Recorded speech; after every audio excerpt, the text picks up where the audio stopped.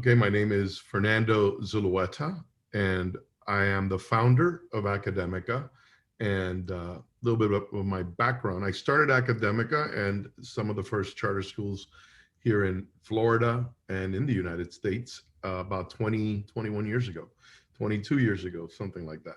And the and my background was really entrepreneurial, in business, as well as work I did in different fields, including real estate development. And I happen to be an accountant and a lawyer. So I studied accounting and business in school, in undergraduate, in college, and then I studied law in law school afterwards. So I have a law degree, and then I actually practiced a little bit of law over the years in like interesting cases where I got to sue other governments and things like that. So it was more hobby type work in the law, but I got to do a lot of really cool stuff. So it's great to see all you guys, and I see names from Italy and other parts of Europe as well. So I think that's fascinating.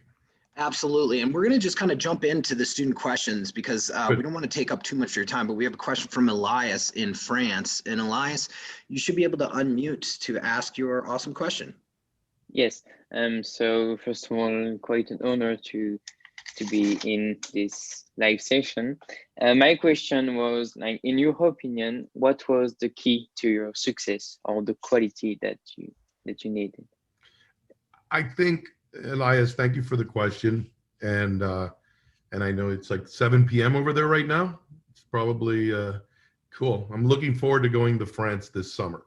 So I actually got to spend a lot of time when I was growing up. My dad was born in Spain, in San Sebastian, on the border with France. So every summer we would visit my grandma over there and my family, and it was great growing up and having that connection with Europe.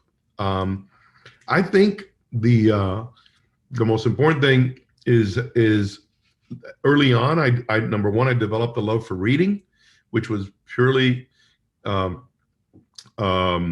just happened because I read I think it was a science fiction novel at the time, and I really found it, wow, how fascinating. And that helped me with my imagination, that I could imagine things by reading them. And I found that the written word, if you can fall in love with reading, it helps trigger your ability to imagine things. So I think that's a really big part of it.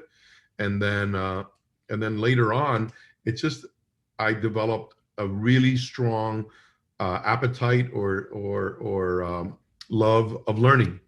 And I can tell you that anything you can do, you can learn from a lot of areas. It's I personally spend a lot of time nowadays reading. I spent a lot of time before reading, and I have novels and nonfiction books as well. But lately, in the last, I'd say 10 to 15 years, I read a lot of science journals. And every day, one of the things I have on my my bookmarks on my browser, my web browser, are things like Science Daily and Eureka Alert and other websites that are all about really cool innovations in science. And I found that those are a lot more fun to read and a lot more entertaining, and you learn a lot more. I look at the news, but I try to avoid spending too much time on the regular news, because, as you know, the old maxim, if it bleeds, it leads, and most news gets skewed into bad news, unfortunately. And we've learned that now. They did some studies during the pandemic that they found that here in the United States in particular, 90% of news stories about the pandemic are about negative things. So even though there's good news and things are getting better, it's always about the bad news. And people, that creates a bad mindset. Whereas what I found by reading these medical and science journals and articles, that they're very uplifting, because they're always pointing out to the future, and the future is pretty bright if you think about it, based on everything we do as humans to make our lives better. That's a great answer. And I know a lot of the innovative stuff that you've been doing with Academica and Collegia, it's very forward thinking and was well ahead of the curve given what happened last year with the outbreak, we have a awesome question from Mev in Italy. Mev, go ahead and ask. Nice to meet you, Sir Fernando. Pleasure to meet you. First of all, I would like to thank you because I could not be the student I am now without your idea of founding Academia. And then I was wondering what made you come up with the idea of creating all this on those years? You know, the good thing is ideas build upon ideas, and you'll learn, and so you don't have to, just like big things start small, and the biggest things begin with very small incremental steps. So the most important thing is it was never that it was all formed at once, but rather that I built upon small pieces that we were able to bring together. And that began initially with the first charter school that I was involved in starting, which was one of the first ones here in Florida, and that was called Somerset. And today, 20 some years later, our own children go to Somerset because I love the program and I love the schools. But it began very small. It was only 52 students in 2 classrooms. But it began with a great idea, which was, let's empower parents. And I really believe in the power of parents. Your parents, for example, they have complete power over you, except you're a teenager, so now you have a great deal of power as well. But certainly when you're growing up, a lot of what happens is, if you believe in people, believe in their ability to do things, and you figure out ways to empower them, then I think you get good results. So the first thing we did, the system back then here, the predominant system when I first started the charter school in the United States was parents didn't get to choose their schools for the most part. And that's still the case today. The majority of people are basically stuck with the school that the government tells them they must send their children to. And I thought that was terrible. And when charter schools came about, I thought, wow, I can empower parents. If I start a charter school, the difference between charter schools and the existing public school system at the time was that the existing system was what they call assigned schools, where people had to go to the school they were told to go to. And charter schools were based on more like a market type situation, where you get to go to the school that you want to go to. And that's different. So I thought, well, that's a wonderful idea. And it's a great way to help make education better in America, because it was, especially K through 12, elementary, middle, and high school education in America was suffering. The public education was suffering with terrible data that suggested that many, many students and many families were not doing well in that system. And this kind of new system came along to kind of kick everybody in the behind a little bit and tell them, look, with competition, there will be the marketplace of schools, and that will be beneficial. So that grew. And ironically, that eventually led to us doing a school here in the United States with the French, Italian, and Spanish consulates here in South Florida, called the International Studies Charter High School. And then that idea triggered, well, why don't we do that same concept, but with students in Europe, and connect them with teachers and students here in the United States, so we can build this global learning community. And that's what we're trying to really do. You're looking today, and you guys are all part of the, let's say, the tip of the spear in creating this whole, hopefully a global community of learners that all come together in a place, that Academica is helping to build, and they all learn together. And speaking of, the advancements that we've all been able to be fortunate to be a part of, we have a question directly about collegia, and this comes from Pablo in Spain. And Pablo, you should be able to unmute to ask your question. Go ahead. Yes. Hello, Fernando. Nice to meet you. Hi, Pablo. My question was, why did you create Collegia? What your initial objective creating it? Thank you. That's a great question, and it started before the pandemic. The year before the pandemic, in fact, December, right when it was, or in November, right before the pandemic hit in 2019, I had been working that whole year, and one of the things that was bothering me is we had grown so much. We now were working with like 200 charter schools, and then all these schools in Europe, and all these students across the planet, hopefully eventually across the entire planet. And I was like, wow, how do we connect everybody? We're connecting, don't get me wrong, we're connecting right now using Zoom, right? But how do we we need to build something to get everybody connected so that they can communicate with each other, so teachers and families can connect with their schools. And that's where I started thinking, and I presented to our principals, our school principals, and our international collaborators in New York that year. And I came up with this thing, and I actually did a whole presentation, or part of my presentation was a thing called collegia. I made it up. I said, look, because I was thinking of words, they all began CO, collaborating, being collegial, which is like friendly, a college, the fact that we had built a college, because that's part of the mix. We have the Doral College in the mix. But I really thought collaboration was really important. I like where it's a friendly competition among people, they collaborate. Just like when you go out and play a game with your friends in the street, whether you're playing soccer or you're playing an esport online with them, it's competitive. So there you go, the CO, but it's also collaborative and collegial. You're enjoying your company with your friends, and you're all competing and having a good time. So I thought, why don't we create something? So we began building that. And then a few months later, the pandemic hit. And we were fortunate because we were ahead of the curve on that one. And we had this tool now that we could roll out and start connecting everybody using the same, and then invest in that and continue to invest in that.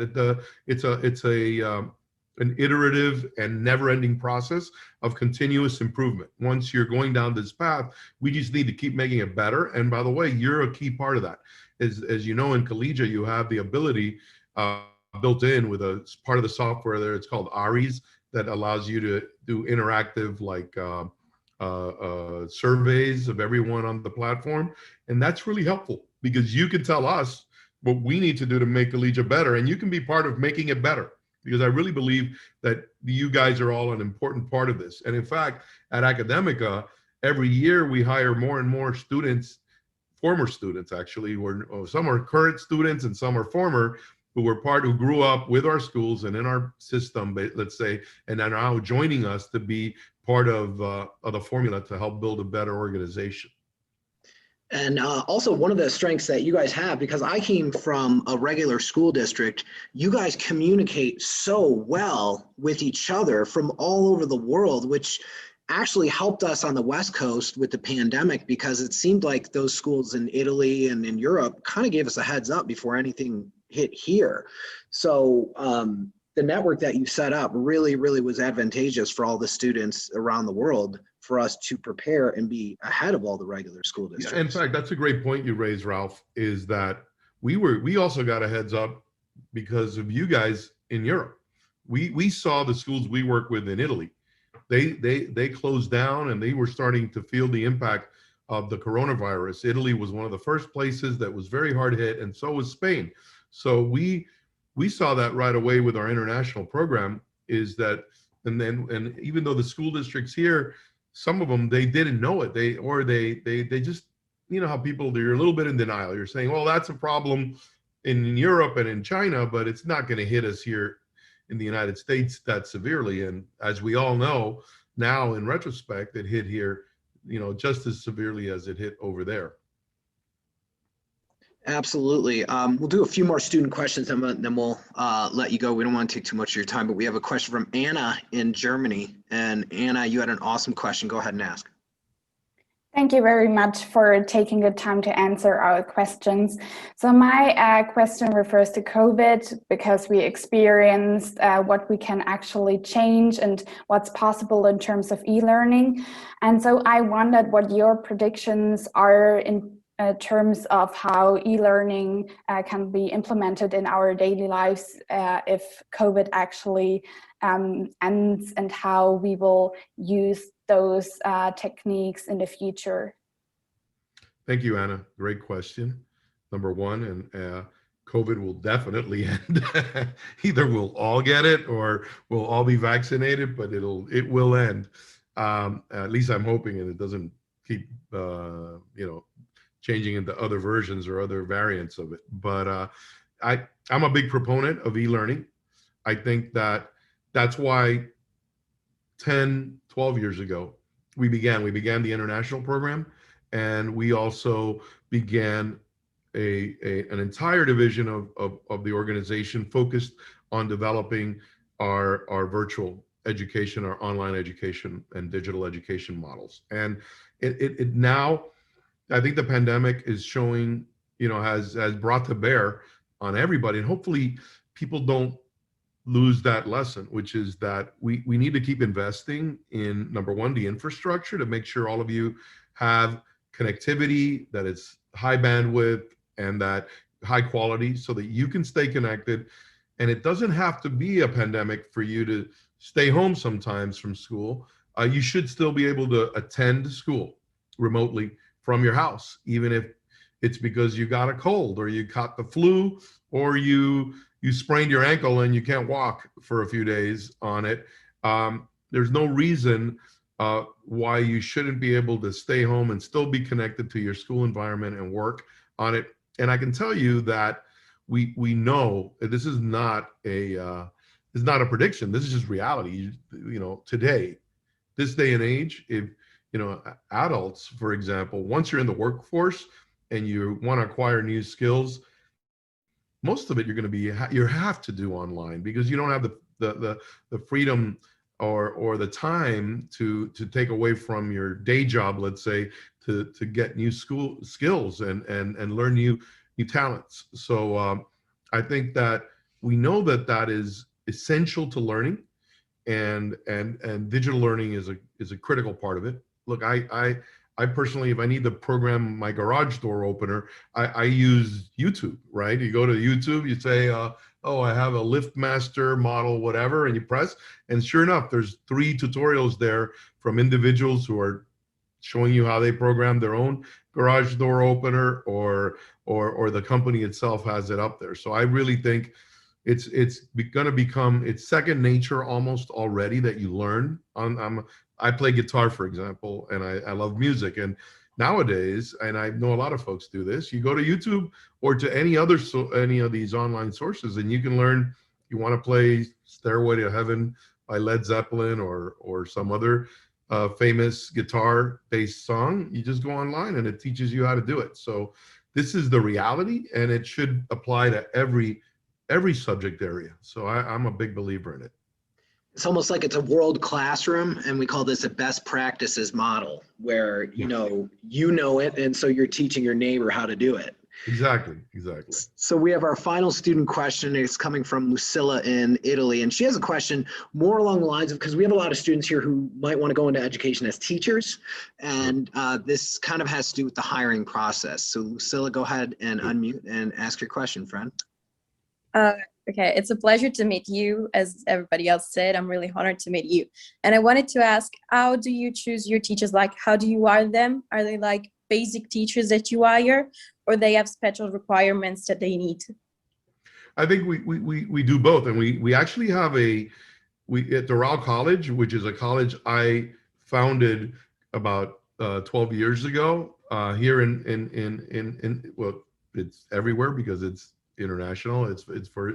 It works online. We actually just started a teaching college as well.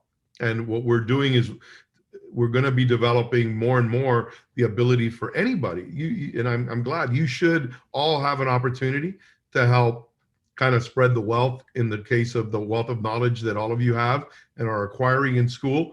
That's how I think we end up doing a better job of educating each other. And it's like I said, it's that's what we do, right? We educate each other, and I think what we're trying to do is make this a platform. So we do hire teachers on a regular basis to be in schools. We've actually had visiting teacher programs over the years for students or teachers that come from Europe and spend they can get a visa. It's an H-1B, I think, but don't quote me on that one. But there's these visas that you can come and spend 3 years in the United States teaching and earning a living here, and then you get to go back to your own country, which is kind of cool, and it helps you develop your English while you're here, and you can also live in America in a city of your choice and connect with folks here during that. But I want to do more of that online. So I think, thank you for your question on that. Maybe we'll see about follow up on that, because I want all of you that are here on this call today and all of the students who do participate in our international program. You guys are unique. You're outliers in many ways, because you're perfecting an additional language. You're perfecting a mode of learning, which is this one online, right? Which is digital based learning. And you're also learning to be proficient online learners. And hopefully you can transition and become also proficient and highly effective online educators. So that's one of my pet projects, is connecting you, giving you the opportunity. And I really believe that no matter what job you end up doing, so you could become an engineer, and you're in Germany, let's say you end up working at BMW or Mercedes-Benz or one of the great companies, one of the great German companies out there, as an engineer or as an executive, why shouldn't you also not be able to connect couple of times every week with a few students, maybe in another part of the world, and you can help them learn what you have in your great educational system. So I think we need to do more of that. It's not always connecting one person with 200. Sometimes it's just connecting one person with 3 or 4 people that they're collaborating or helping online and connecting with across the globe to help bring them together and educate them. So I think we'll do more of that. And we have Jarrell's website, it's jarrell.edu, and we'll also put that in the footage of this video for those of you who missed it. And it's kind of like a revolving career day at Academica, where you guys have, because my son is an Academica student. I mean, they're constantly thinking about what could be, what can I do with my life? You know, it's not just one day out of the year that's a career day. It's every day they're thinking about their future college and career readiness. So the final question will come from me. It'll come from here, right here in the States. So we want to know, what kind of advice would you have for these students as they go off into the world and figure out what they want to do, whether it's work in education or work in technology or something completely unrelated? As someone who's a Renaissance man, you came from a lot of different backgrounds and have a lot of different talents. What advice would you have for this next generation? I mean, I have a lot of, there's a lot of things. Mostly, look, keep always searching. Like I mentioned, keep searching for things you like. I mean, enjoy. What do you enjoy doing? What do you enjoy reading? What do you enjoy spending time on? And then try to find a life pursuit, a career or something that is related somehow to that, so that you get to do what you love every day. That's one piece of it. But then the other piece of it is, honestly, if you apply yourself, you can develop a passion really for just about anything you do, because it's all beautiful. You know, there's so much.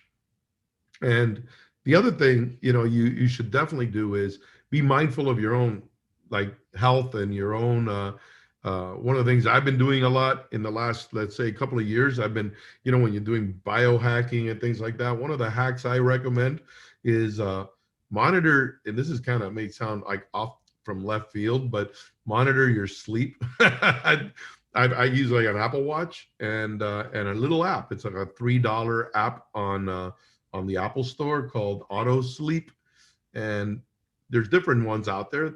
It's actually very helpful, and especially when you're teenagers, is try to get a decent amount of sleep. And that's hard when you're a teenager, because there's a lot of things happening at night that are very interesting and they become distracting, especially with devices and phones and computers out there. But try to keep yourself as sleep is like your superpower.